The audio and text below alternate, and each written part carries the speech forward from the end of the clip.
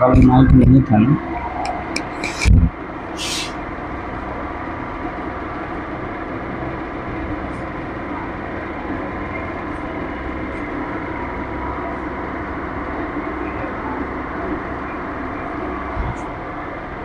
लिखिए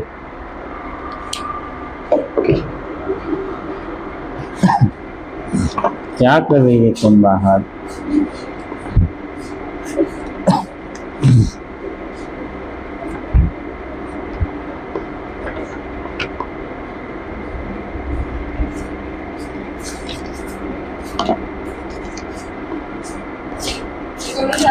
आमीन। चलो 4 नंबर अब बंद करके 5 कर देंगे आप लोग को।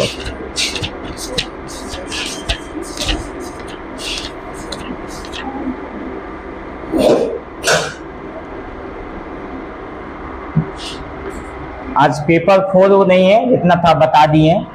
पेपर 5 शुरू करेंगे आज, ठीक है। नया चैप्टर है आपका पेपर 5 कंप्लीट होगा सितंबर तक, लास्ट या अक्टूबर तक, जब भी हो ना तो गेसिंग कर देंगे आप लोग को, ठीक है। एजुकेशन साइकोलॉजी, शिक्षा मनोविज्ञान।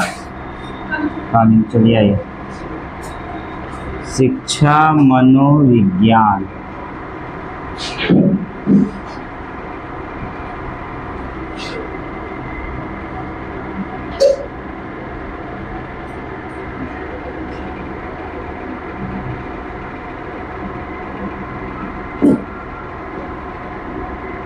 चलिए लिखिए। सुविचार में है कि थोड़ा पढ़ना, ज्यादा सोचना, कम बोलना, ज्यादा सुनना, यही बुद्धिमानी का निशानी है, ठीक है। वो तो सुविचार हो गया। पेपर 5 है आप लोग का। चैप्टर का नाम है शिक्षा मनोविज्ञान, अंग्रेजी में बोलते हैं एजुकेशन साइकोलॉजी, ठीक है। इसमें क्वेश्चन लिखाएंगे, आपको कराएंगे। इतना पहले लिखिए तो ऊपर में।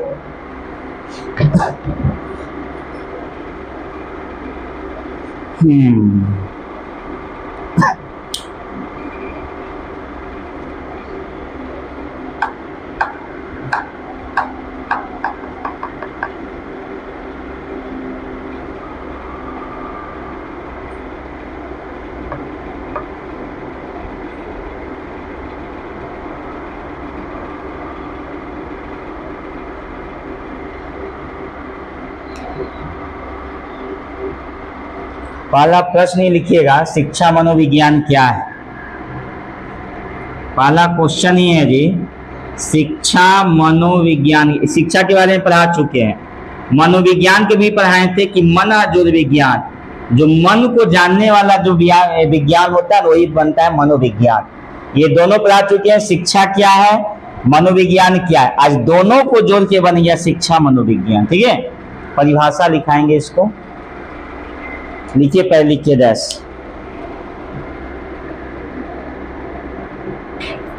लिखा जाए, लिखिए।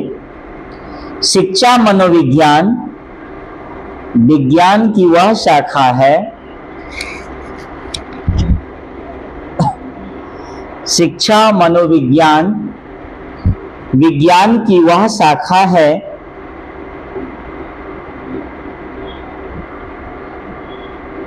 वह विज्ञान, शिक्षा मनोविज्ञान विज्ञान की वह शाखा है जो सीखने और सिखाने, जो सीखने एवं सिखाने, जो सीखने एवं सिखाने से संबंध रखता हो।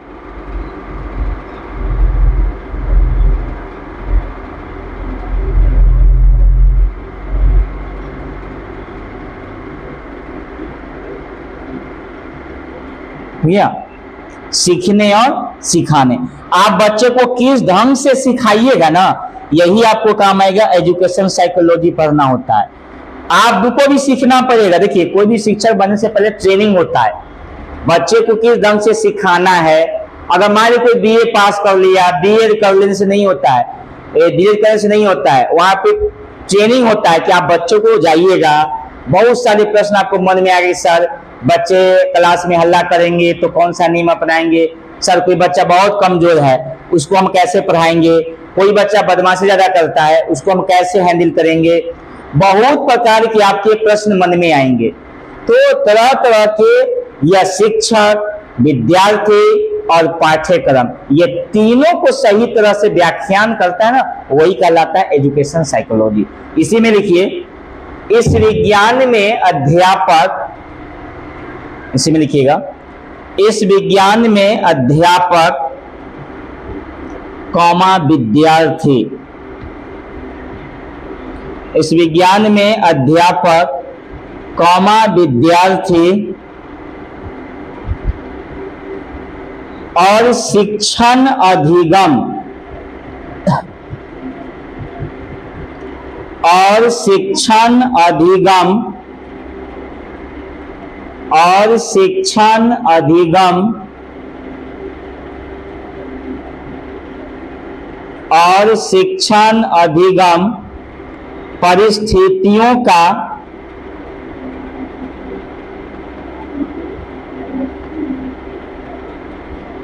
और शिक्षण अधिगम परिस्थितियों का विशेष महत्व होता है, विशेष महत्व होता है।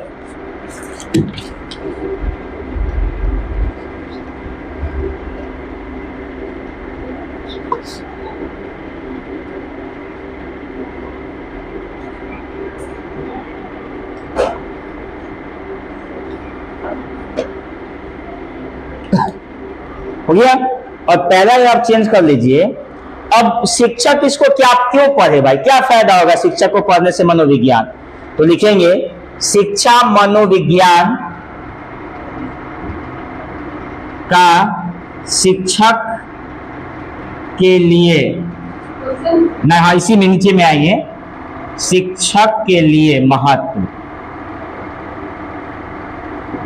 क्वेश्चन भी बन जाएगा, आपको परीक्षा में आएगा कि शिक्षा मनोविज्ञान को शिक्षक को क्या लाभ होता है, शिक्षक का क्या महत्व है, शिक्षा मनोविज्ञान का शिक्षक के लिए महत्व। क्वेश्चन घुमा के पूछेगा कि शिक्षा मनोविज्ञान पढ़ने से शिक्षक को क्या लाभ होगा।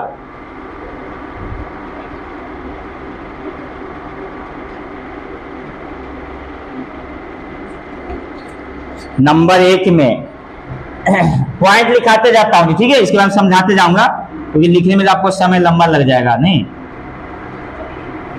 लिखेंगे पहला नंबर, अचेत मन का ज्ञान होना, अचेत मन का ज्ञान नंबर 1 में। अचेत मन समझते हैं, अचेत मन क्या होता है? कोई बच्चा आपके क्लास में पढ़ाई नहीं कर रहा है तो शिक्षक ये जानने की कोशिश करेगा कि यह बच्चा आखिर पढ़ क्यों नहीं रहा है, इसके पीछे रीजन क्या है। इसी रीजन को जानना और उसके मन के भाव को जानेगा ना कि भाई इसके अचेत मन का ज्ञान उसको हो जाता है शिक्षक को। जैसे कोई डॉक्टर आपको देख के पता कर लेगा कि भाई आपको ये बीमारी है, ये फन्ना चीज है, अनुभवी डॉक्टर, बाकी सब तो रिपोर्ट आने के बाद दवाई लिखता है। और दुनिया में कोई ऐसा डॉक्टर नहीं है जो बीपी की बीमारी को ठीक कर दे, कोई एलोपैथी में दवाई नहीं है जी जो बीपी को ठीक कर दे। क्या करेगा? दवाई खाइए, कब? जिंदगी भर तक। कोई एलोपैथी में ऐसा दवाई नहीं है जो शुगर को खत्म कर दे, एलोपैथी में कोई ऐसा दवाई नहीं है जो आंख की बीमारी को ठीक कर दे। मैं चैलेंज करता हूं डॉक्टर को भी, नहीं ठीक कर सकता है वो। चश्मा देता है जी, ऑपरेशन कर देगा, चश्मा दे देगा, उसके बाद ये कर सकता है। इसको ऑपरेशन करा लीजिए, चश्मा पहनने के लिए कहेगा जिंदगी भर तक, लेकिन आपको कभी ठीक नहीं करता है जी, कोई भी डॉक्टर हो। क्योंकि हम लोगों को डायरेक्ट कहा ना चाहिए, हमारा जो शरीर बना हुआ है, cell, tissue, organ system, body, ये हमारा शरीर बनता है। तो जो मन बना हुआ है, ये मन की भाव को वही जान सकता है। जैसे कोई व्यक्ति मन के शुद्ध विचार से, वो समझिए कि कभी कभी मुख से जो निकल जाए ना वही बात सत्य हो जाता है जी। नहीं, कुछ भी मन से बोल दे वो बात सत्य हो जाता है। क्यों? क्योंकि अल्लाह हो, परमात्मा हो, भगवान हो, किसी नाम से पुकारो, है तो एक ही। वो क्या होता है? वो आत्मा है। इंसान बताइए, कोई इंसान जिंदा है तो खूबसूरत है, आत्मा निकल गया तो बदसूरत हो गया, उसको जमीन में गाड़ो या दफन करो जी, बदसूरत हो गया, घर से बाहर निकालो जी। क्यों? ये मन निकल जाता है, आत्मा, चेतन मन निकल गया, बन गया अचेत, यानी कि वह व्यक्ति अचेतन हो गया, उसको लोग वह निर्जीव हो गया, मर गया, ये कोई काम का नहीं है। लोग उसको दूर से ना देखेगा, नाक झाँप के, आंख झाँप के देखेगा, कहीं ना हो जाए। जिंदा है तो चेतन मन है, मर गया तो अचेतन मन हो गया, नहीं।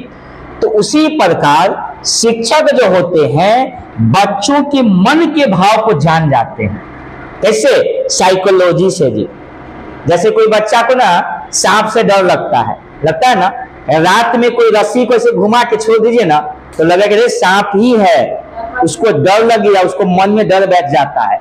यही तो साइकोलॉजी है, मन के भाव को जानना ही साइकोलॉजी होता है जी। अब आइए दूसरा नंबर, शिक्षण विधियों में सुधार में सहायता। शिक्षण विधियों में सुधार में सहायता।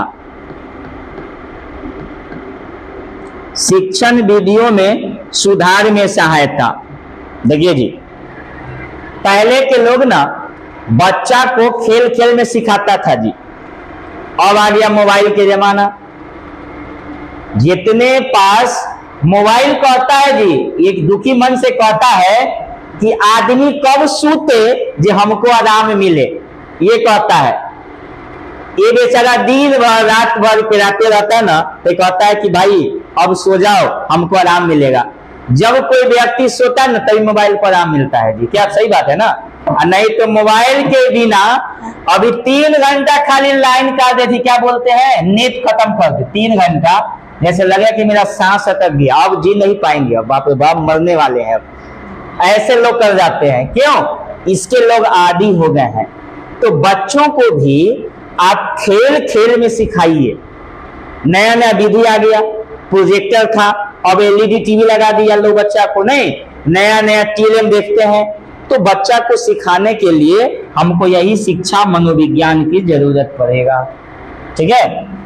अब आइए तीसरी बात, परीक्षा में लिखना होगा पूरी, मापन एवं मूल्यांकन में सहायता। मापन एवं मूल्यांकन में सहायता।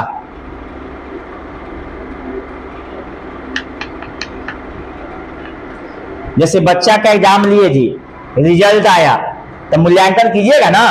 अब बताइए 3 वो बच्चा है मेरे क्लास में, एक बच्चा पढ़ने में बड़ा तेज है, एक मीडियम है, एक बड़ा स्लो है। तो हम एग्जाम लेंगे तो हम लोग अंदाज नहीं कर लेंगे, अच्छा ये बच्चा जो है ना पढ़ने में तेज, इसका नंबर अच्छा आएगा, इसको 10 नंबर, इसको 6 नंबर, इसको 3 नंबर। हम लोग मूल्यांकन कर लिए ऐसे ही, क्यों? ये बच्चा तेज है, ये बच्चा मीडियम है, ये बच्चा कमजोर है। तो हमको यही काम करेगा शिक्षा साइकोलॉजी। ठीक है? आइए 4 नंबर, समस्या बालकों को सहायता। समस्या बालकों को सहायता। जो बच्चों में समस्या होगी उस समस्या को सुधारने के लिए हमको यही साइकोलॉजी की जरूरत पड़ेगा जी।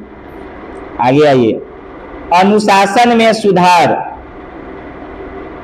अनुशासन में सुधार। अनुशासन में सुधार। देखिए आजकल के बच्चे की मानसिक बीमारी, शारीरिक बीमारी, मनोवैज्ञात्मक बहुत सारी परेशानियां होती है जी। बच्चा अब जो है बड़ा कौन है छोटा कौन है, अब मन भाव नहीं होता है। अब संस्कृति खत्म हो गया, क्या नैतिक शिक्षा खत्म हो गया जी। कोई में भी, मैंने कहा सिर्फ एक धर्म में हो, सभी धर्मों में कुछ है कुछ न भी है। क्यों? ये मोबाइल खा गया। अब बताइए मोबाइल आया तो बहुत कुछ खा गया। पहले के जमाना में रेडियो होता था, टेलीविजन होता था, कैलकुलेटर होता था, टॉर्च लाइट होता था, नहीं बहुत ऐसे चीजों को खा गया। जो बच्चा को बाहरी गेम ना खेलने को नहीं मिलता है, इनर गेम खेलता है खूब, आउटर गेम खेलता ही नहीं है। आएगा कौन कौन खेल मोबाइल में चल गया है जी, बच्चा उसी को लेके चलते रहेगा। तो बच्चा में आदत, बच्चा चिड़चिड़ा हो गया है, बच्चा के हाथ से मोबाइल छीन लीजिए, बच्चा गुस्सा हो जाएगा, ना खाना खाएगा, ये खोल देगा, वो कर देगा। क्यों? ये चिड़चिड़ापन के वजह से बच्चों में अब अनुशासनहीनता हो गया है जी।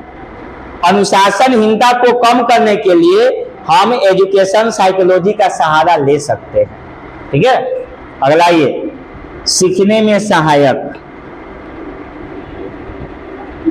सीखने में सहायक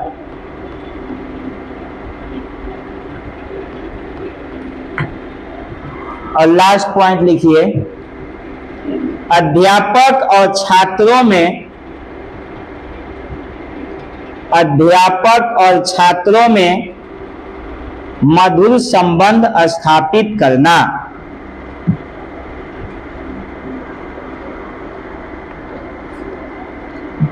अध्यापक और छात्रों में मधुर संबंध स्थापित करना।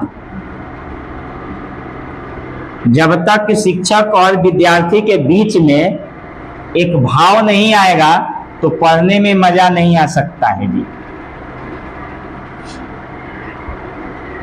ये आपने देखा शिक्षा मनोविज्ञान क्या होता है, शिक्षा मनोविज्ञान शिक्षक को क्या फायदा करेगा। अब हम लोग जानेंगे शिक्षा मनोविज्ञान का क्षेत्र क्या है। देखिए,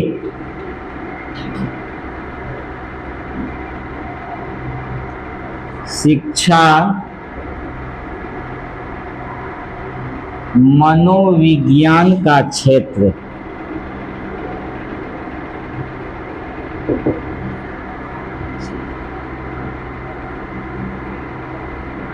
परीक्षा में आएगा ना, खाली पॉइंट याद रखिएगा, उसके बारे में व्याख्या भी करना होगा जी। जितना बात समझाया हूं वहां अपना बना बना के लिखिएगा। जितना परीक्षा में पॉइंट बना के कॉपी भरिए उतना आपको अच्छा नंबर मिलेगा जी। एक लाइन में भर दीजिएगा तो नंबर कम जाएगा। इसलिए मैं पॉइंट लिखाता हूं, पॉइंट को याद करना है और पॉइंट के बारे में खुद से बना के लिख देना, जो बात समझाता हूं अभी जो है। अब देखिए जी, शिक्षा मनोविज्ञान का कुछ काम क्षेत्र है नहीं। अब भाई ये तो किताब है, बड़े बड़े मनोवैज्ञानिक हुए, सब विदेशी हुआ जी, अपना भारत के बहुत कम ही हुआ। ये विदेशी जो हुआ ये सब प्रैक्टिकल करता है। अमेरिका में पता मैं आप इतनी और बताए थे, अमेरिका में ना छुरी से मारा नहीं जाता है बच्चों को, वहां सजा कुछ और है।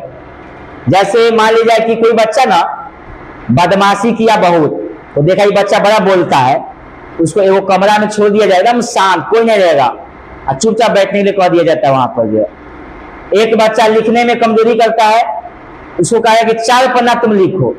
यानी कि जैसा बच्चा में कमी है ना, उसी कमी के उसको सजा मिलता है।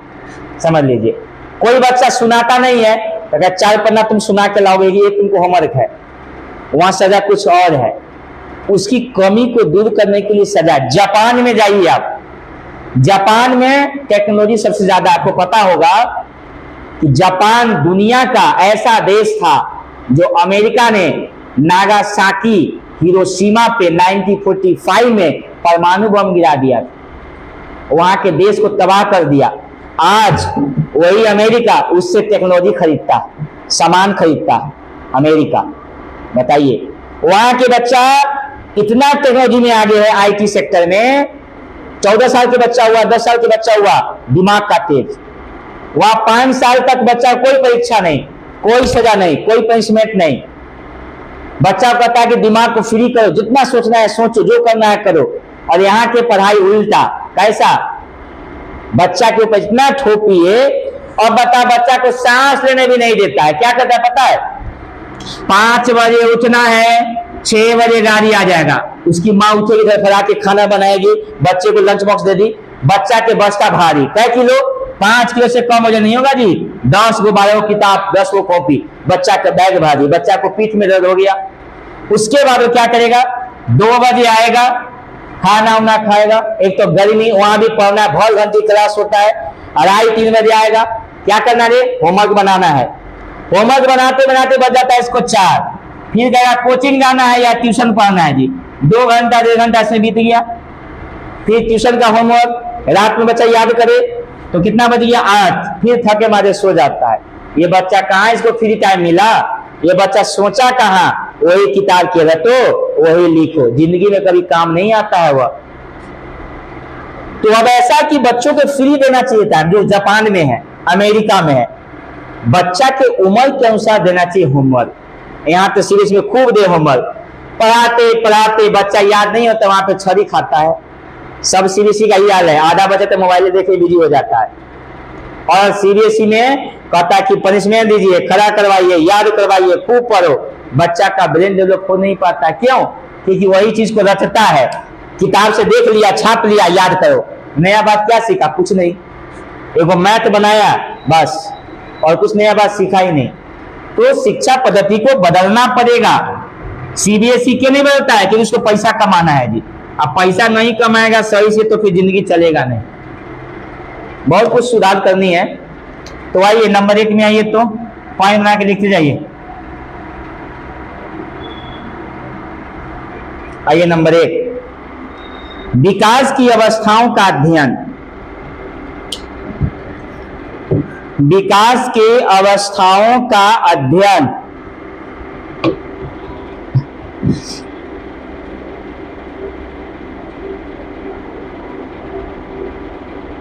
दूसरा अध्ययन विकास की अवस्था। देखिए विकास बदलता है जी समय के अनुकूल। बच्चा जैसे जैसे बढ़ेगा ना वैसे उसका दिमाग डेवलप होता है।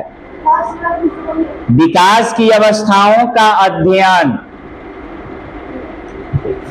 विकास की अवस्थाओं का अध्ययन। दूसरा ये व्यक्तित्व का अध्ययन, व्यक्तित्व का अध्ययन।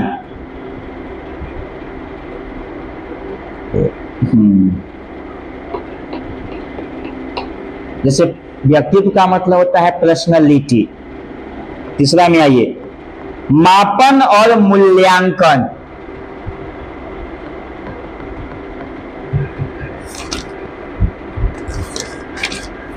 आगे आइए सीखने की परिस्थितियां,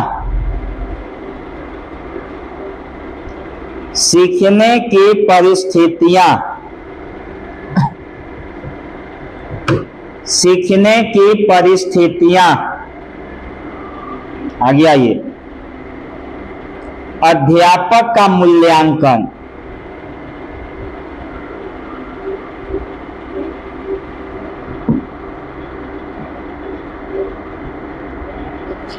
हो गया।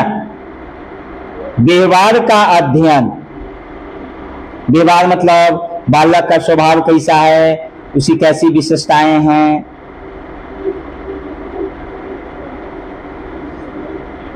आगे लिखिए अनुसंधान। अनुसंधान,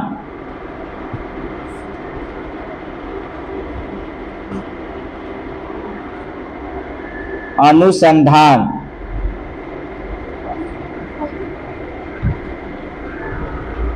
आगे लिखिए निर्देशन एवं परामर्श। निर्देशन एवं परामर्श। परामर्श नहीं होता है कि कोई व्यक्ति परामर्श ले लो, अच्छा बात बताएगा शिक्षक, तो उसी के अनुसार चलना है बच्चों को भी और अध्यापक को भी।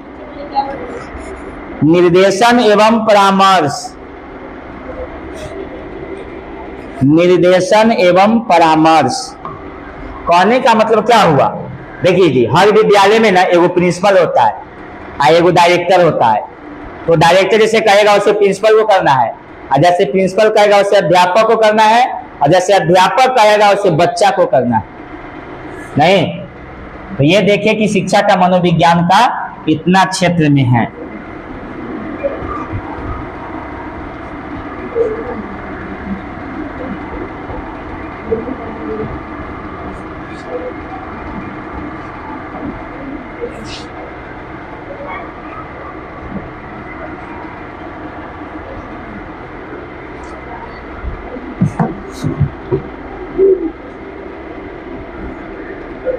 चलिए आज आप लोग का पोएम है ना,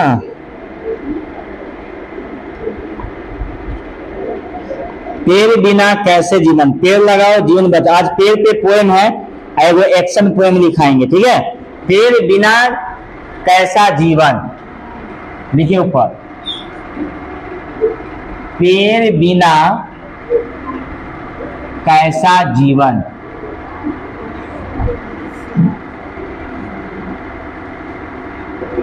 पेड़ बिना कैसा जीवन। अब बच्चे को ना पेड़ के बारे में बताइएगा, आप कैसे बताइएगा?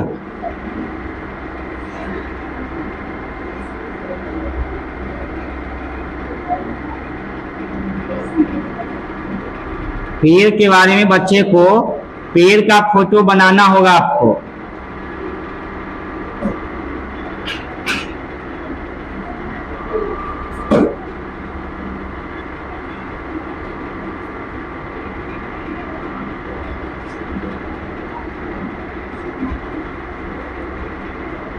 चलिए मैं ऐसे ढांचा बता देता हूँ, आप अच्छा से बना सकते हैं। मैं ऐसी आपको ये सब जानने के लिए थोड़ा सा बना, देखिए आप अच्छा से बना लीजिएगा।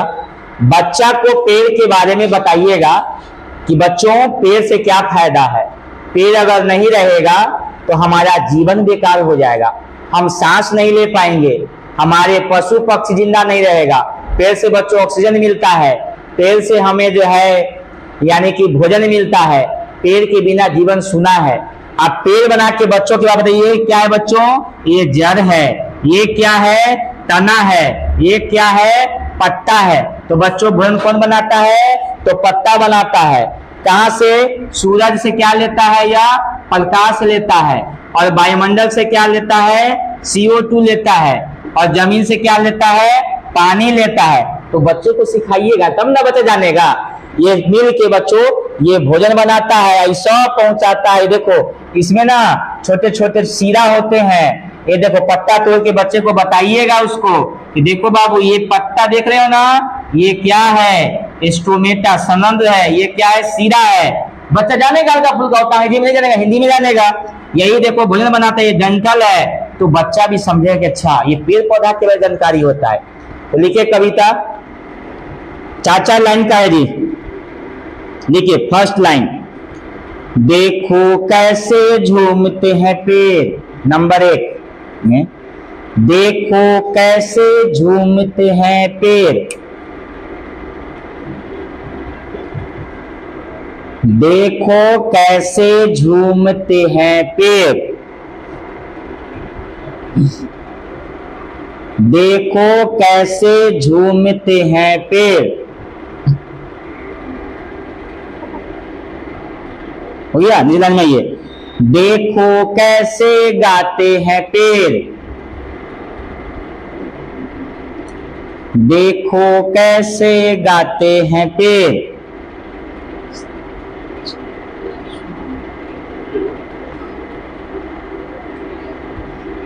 पेड़ देखो कैसे गाते हैं पेड़। अगला लाइन, पेड़ों से ही जीवन सुंदर, पेड़ों से ही जीवन सुंदर।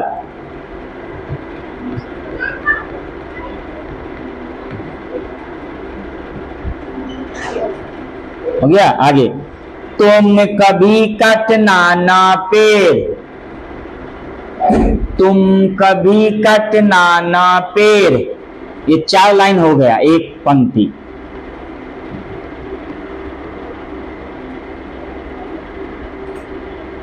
अगला लाइन लिखिए नीचे में, साफ शीतल न रही हवा, साफ शीतल न रही हवा। तेरे बिना होए सब स्वाहा, तेरे बिना होए सब स्वाहा।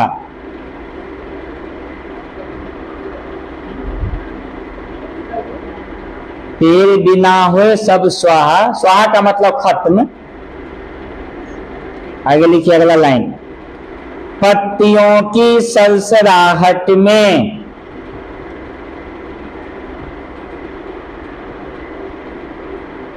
पत्तियों की सरसराहट में। नीचे, होती है हवा की आहट, होती है हवा की आहट।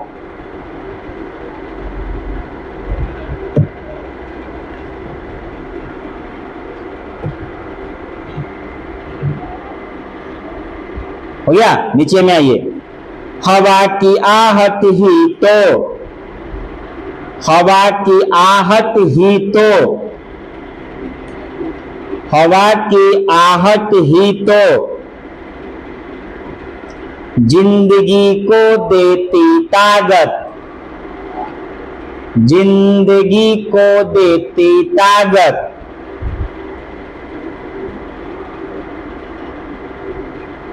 आगे लिखिए, अगला पंक्ति है, हर पेड़ में बसती है ममता, हर पेड़ में बसती है ममता।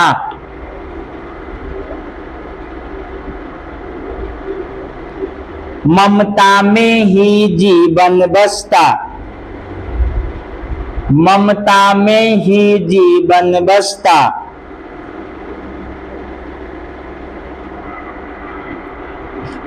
लिखिए आगे, अगला एक लाइन और है 20 नंबर की। विश्राम भी देता है पेड़, विश्राम आराम, विश्राम भी देता है पेड़, पेड़ से ही जीवन होता है। आगे लिखिए, पेड़ से ही जीवन होता है, पेड़ से ही जीवन होता है। अपने अपने जन्मदिन पे या आपके बच्चे हो ना, एक पौधा जरूर लगाइए, एक पौधा लगाइए, क्योंकि जानते हैं ये फॉरेस्ट जो है FOREST, फॉरेस्ट का मतलब होता है जंगल। प्रकृति खुश किससे होता है? पूजा पाठ करने से नहीं होता है। मैं चैलेंज करता हूं किसी को खूब पूजा पाठ करे, खूब वो अपना अपना जो धर्म में अपना करे वो, और मैं प्रकृति के साथ स्नेह भाव करूंगा तो वह हमसे, मेरे प्रकृति हमसे ज्यादा खुश होगा। सच्चे मन से खुदा की इबादत किया जाए तो खुदा अपने बंदों पे जरूर रहम करता है। बिना अति के, बिना पूजे हुए, बिना धर्म के वो इबादत करता है। अगर हम किसी को रास्ता बता दिए ना, मेरे लिए वही धर्म है, वही मेरे लिए ईश्वर है, वही मेरे लिए समझिए कि ईश्वर का काम होता है। किसी को मैं सच्चे राह पे चलने को सिखाता हूँ, किसी को दुख न दो, किसी को पीड़ा न पहुंचाओ, किसी जीव जंतु को न मारो, पेड़ पौधा को न काटो, यही मेरे लिए ईश्वर की प्रेम है, यही मेरे लिए पूजा, यही मेरी इबादत है। इबादत वो नहीं जो मंदिर और मस्जिदों में किया जाता है, वो इबादत नहीं है। वो तो लोग को मिलन होता है, लोग आए मिल लिया, आपस में बातचीत किए, चलो हो गया। सच्ची इबादत वो होता है जो किसी को हम भोजन करा दे, गरीब जो होता है ना, किसी प्यासे को पानी पिला दे, और किसी कमजोर व्यक्ति को सहारा, जिसको सहारा जरूरत है उसको सहारा दे देना, वो हमसे बहुत खुश होता है वो, और बड़ी मन में खुशी होगी। तो ये जंगल है ना, ये फॉरेस्ट को नहीं काटिए। प्रकृति प्रेमी कौन है? हमारा पक्षी। अब पक्षी दिखाई दे रहा है, क्यों नहीं? क्योंकि सब तो जंगल कट गए हैं, लोग मार के खा गए, और कुछ जो है उसको लोग देखभाल नहीं करते, लोग अपने में मग्न है, अपने फैशन की दुनिया में मग्न है। कयामत बहुत जल्दी आने वाला है और आएगा भी। अभी गया है 3 साल पहले कयामत, और एक भयंकर कयामत आने वाला है, अभी बहुत भयंकर कयामत आएगा। देखिएगा, इतना ज्यादा गर्मी पड़ेगा जो इंसान अपना घर में नहीं रहेगा जी। एसी फट जाएगा। अभी सुनेंगे मुंबई में, महाराष्ट्र में, दिल्ली में एसी फट गया, एसी में आग लग गया। गर्मी में एसी लगा था ना रूम में, एसी में आग लग गया। एसी काम नहीं करेगा, कौन काम करेगा? यही पेड़, उसी के नीचे जाइएगा और आराम कीजिएगा, वही प्रकृति के गोद में आना होगा। तो एफ से होता है जी फूड, हमको जंगल से क्या मिलता है? भोजन। ओ से होता है जी ऑक्सीजन, हमको जंगल से हवा मिलता है जो हम सांस लेते हैं। आर से होता है रेनफॉल, वर्षा नहीं होगा अगर पेड़ पौधा नहीं होगा, तो वर्षा कराने में सहायता करता है जी, वर्षा को गिराने में। ई से होता है इन्वायरमेंट प्रोटेक्शन, इन्वायरमेंट प्रोटेक्शन, पर्यावरण जो है संरक्षित रहता है। ए से सॉइल कंजर्वेशन, मिट्टी का संरक्षण पेड़ पौधा से ही होता है जी। और टी से होता है टिम्बरवुड। जितना लकड़ी देखते हैं पेड़ पौधा से लोग प्राप्त करते हैं। जब पुराना पेड़ हो जाए ना उसको काट लीजिए और नया लगा दीजिए। यूज करना गलत नहीं है, मैंने कहता कि पेड़ पौधा मत काटो। कोई पुराना हो जाए तो उसको काटिए, उसके जगह पे नया लगाइए। कहाँ पेड़ पौधा खत्म होगा जी? पेड़ पौधा समाप्ति नहीं होगा। लिखिए उसको, फिर हम लोग आगे चलते हैं।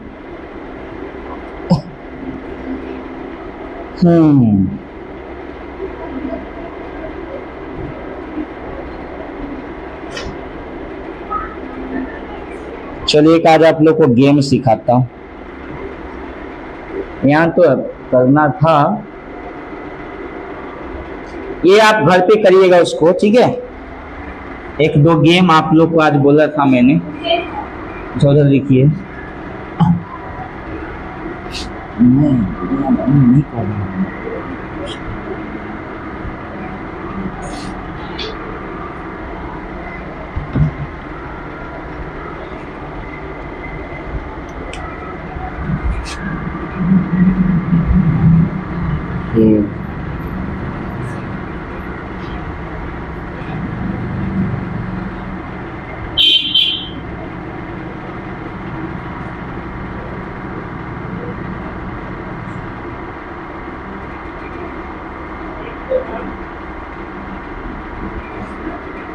तुम लोग यूनिफॉर्म नहीं लाई है? यूनिफॉर्म नहीं लाई? यूनिफॉर्म जो मिला था यूनिफॉर्म पहन के डेली आयु करना है उसमें।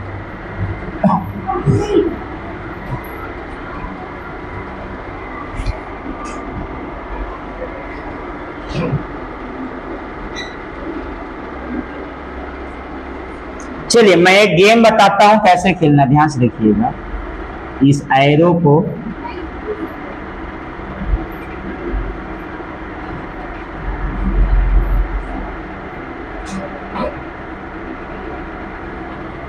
बनाइए, इसको फिर बताता हूं कैसे बच्चों को खिलाना है। इसको ऐसे घुमा देता हूं। इसको आप आगे भी ले जा सकते हैं जी, जितना हो आगे कोशिश करिए, जितना अच्छा हो बनाइए, ऐसे कोई दिक्कत नहीं है। एक बच्चे को बुलाइए, आप लिख रहे हैं पहले तो लिखिए, पहले इसका समझाता हूं, लिखिए पहले इसको।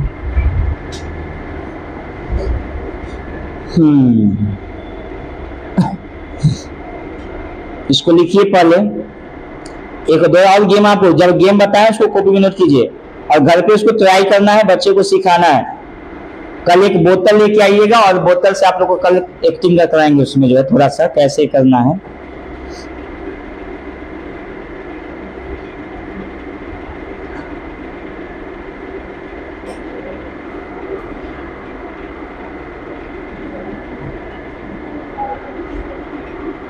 हो गया?